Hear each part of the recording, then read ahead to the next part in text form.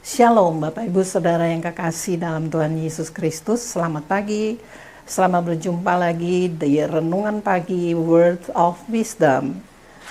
Kalau kita melihat bencana-bencana yang terjadi sekarang, penting bagi kita untuk memiliki generosity atau kemurahan hati, sehingga kita akan mampu menghadapi masalah atau kesulitan hidup. Kemurahan artinya suka memberi, berbelas kasihan, ramah, tidak kejam, kasar, ambisius, dan juga pelit.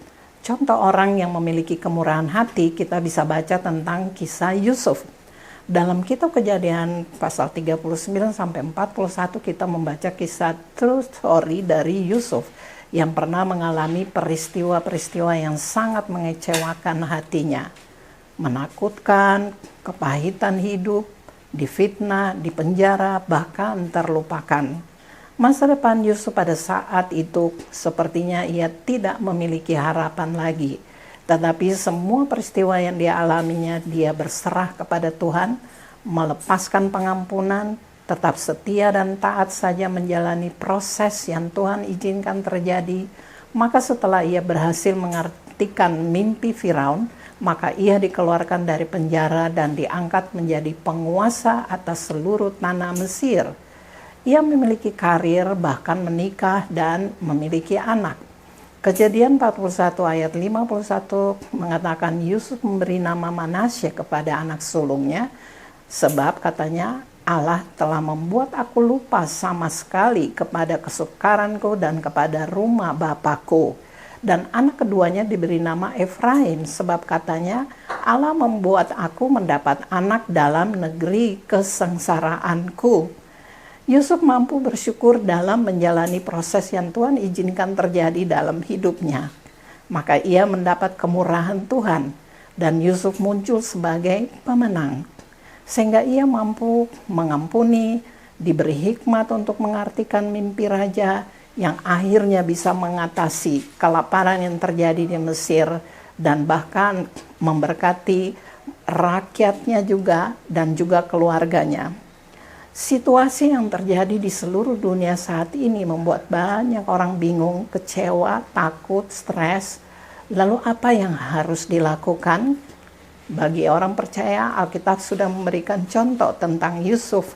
Biarlah dalam masa pandemi ini belajarlah untuk yang pertama, mengerti bahwa kemurahan Tuhan itu selalu ada buat setiap orang yang mengasihi Tuhan.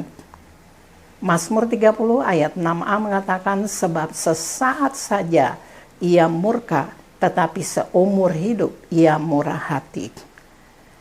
Yang kedua, mengerti bahwa proses yang Tuhan izinkan terjadi pasti ada manfaatnya. Yang penting bersyukur, taat, dan dengan kerelaan hati mau melepaskan pengampunan. Yang ketiga, mengerti bahwa Tuhan tidak pernah melupakan janjinya sesulit apapun situasi yang kita hadapi. Jadi saudara, mintalah kemurahan dari Tuhan. Karena kemurahan hati adalah salah satu manifestasi buah Roh Kudus seperti yang tertulis di kitab Galatia 5 ayat 22. Maka apapun masalah yang dihadapi, ada hikmat yang memberikan kemenangan bagi saudara semua. Mari kita berdoa. Bapa, di dalam nama Tuhan Yesus Kristus, kami mengucap syukur dan berterima kasih pagi hari ini kalau kami boleh mendengar firman Tuhan tentang kemurahan hati. Tuhan, kadang kami tidak sanggup untuk melakukannya atau memilikinya, tapi kami percaya sebagai orang percaya kami memiliki kuasa Roh Kudus yang kuasanya lebih besar daripada roh-roh yang ada di dalam dunia ini, sehingga kami tahu kami mampu untuk memiliki kemurahan hati yang dari Tuhan. Ajar kami Roh Kudus, agar setiap kami yang mendengar firman Tuhan pada pagi hari ini, semua kami boleh memiliki kemurahan hati. Terima kasih Tuhan Yesus, di dalam nama-Mu yang ajaib kami bersyukur dan berdoa. Amin. Tuhan Yesus memberkati.